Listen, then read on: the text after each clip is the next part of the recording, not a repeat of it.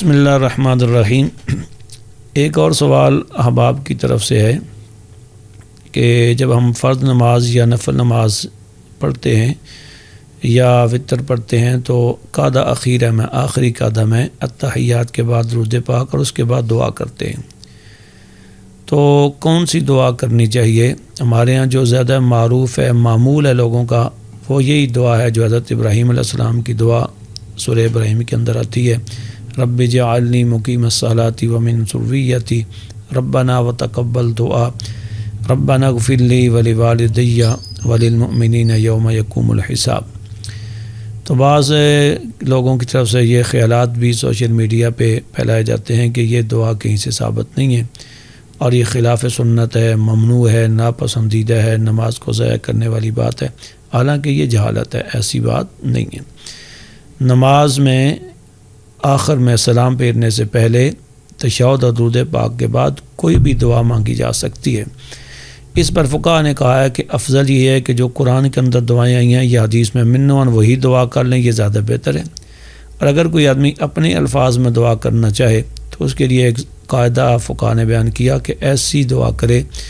کہ جس کا بندوں سے مانگنا محال ہے، ناممکن ہے، یعنی وہ عام طور پہ بندوں سے نہیں مانگی جاتی، جیسے اللہ تعالیٰ سے بخشش مانگے، جنت کا سوال کرے، دوزخ سے نجات کا سوال کرے، اچھے خاتمے کا سوال کرے، دنیا آخرت کی سعادت مندی کا سوال کرے، اچھے اعمال پہ ثابت قدمی کا، توفیق کا سوال کرے، یہ اس طرح کی دعائیں اللہ تبارک و تعالیٰ سے مانگے۔ لیکن بہرحال یہ ہے کہ انسان اپنے الفاظ میں بھی کوئی دعا مانگنا چاہے مانگ سکتا ہے، قرآن کے اندر سے جتنی دعائیں ہیں ان میں سے کوئی مانگنا چاہے مانگ سکتا ہے، حدیث میں بہت ساری دعاؤں کا ذکر ہے، ان میں سے کوئی دعا مانگنا چاہے تو مانگ سکتا ہے۔ اس کے لیے ایک روایت ہے کہ ان محجن ابن الادرا، حضرت محجن بن ادرا روایت کرتے ہیں کہ دخل رسول اللہ صلی اللہ علیہ وسلم المسجد فیضن ہوا برجل قد قضى صلاته وهو يتشهد وهو يقول، حضور مسجد میں تشریف لائے صلی اللہ تعالی وسلم، دیکھا ایک آدمی نماز اس نے مکمل کرنے والا ہے، اس نے تشہد پڑھا اور تشہد کے بعد اس نے دعا کی، اللہم انی اسألک یا اللہ الاحد الصمد الذی لم یلد ولم یولد ولم یکن لہ کفوا احد ان تغفر لی ذنوبی انک انت الغفور الرحیم۔ اس نے یہ والی دعا کی جو الفاظ میں نے پڑھے ہیں۔ فقال رسول اللہ صلی اللہ علیہ وسلم قد غفر لہ قد غفر لہ قد غفر لہ، حضور نے 3 مرتبہ ارشاد فرمایا کہ اس آدمی کی بخشش ہو گئی، بے شک اس کی بخشش ہو گئی، بے شک اس کی بخشش ہو گئی۔ اب یہ صحابی رسول ہیں جنہوں نے اپنے اجتہاد سے ایک دعا کی ہے، نبی پاک صلی اللہ تعالی علیہ وسلم نے یہ والی دعا کرنے کا ان کو کوئی حکم نہیں دیا تھا، نہ آپ سے کوئی منقول تھی، لیکن انہوں نے خود اپنے الفاظ سے یہ دعا کی تو اللہ کے رسول نے ایک تو اس کی اوپر قبولیت کی سند بھی عطا فرمائی کہ بخشش ہو گئی، اور دوسرا یہ بھی چیز ثابت ہو گئی کہ صحابہ کرام اپنی مرضی سے بھی مختلف الفاظ سے دعائیں کیا کرتے تھے۔ یہ حدیث پاک جو میں نے ذکر کی یہ سنن ابی داؤد حدیث نمبر 985 ہے اور سنن نسائی حدیث نمبر 1302 ہے۔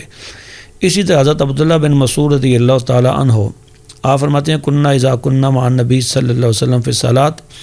ہم پہلے جب نبی پاک صلی اللہ علیہ وسلم کے ساتھ نماز پڑھتے تھے تو ہم تشہد یوں پڑھتے تھے، تشہد میں جب سلام آتا تھا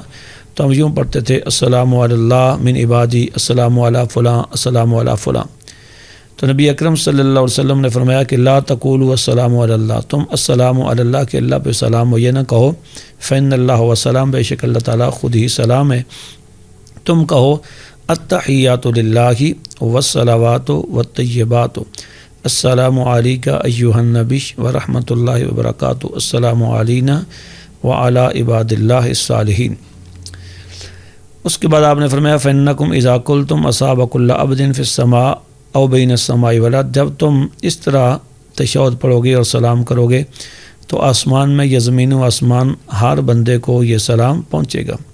پھر آپ نے فرمایا پڑھو اشہد ان لا الہ الا اللہ و اشہد ان محمدا عبدہ و رسولہ۔ اس کے بعد آپ نے فرمایا کہ یہ تشہد پڑھنے کے بعد ثم یتخیر من الدعاء اعجبہ الیہ فیدعو،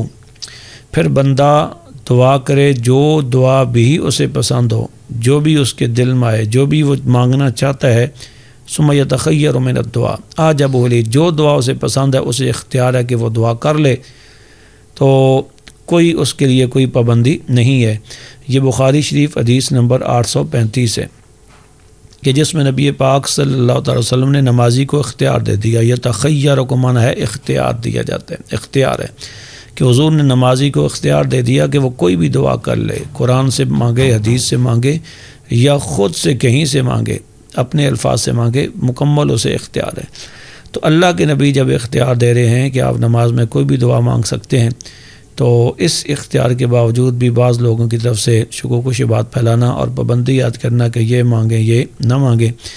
اور یا یہ رب اجعلنی مقیم الصلاۃ ومن ذریتی ربنا وتقبل دعا، یہ والی دعا نہیں کر سکتے، یہ ثابت نہیں ہے، تو بہت بڑی جہالت ہے اور سنت اور قرآن سے بالکل ناواقفیت کی دلیل ہے۔ جزاک اللہ۔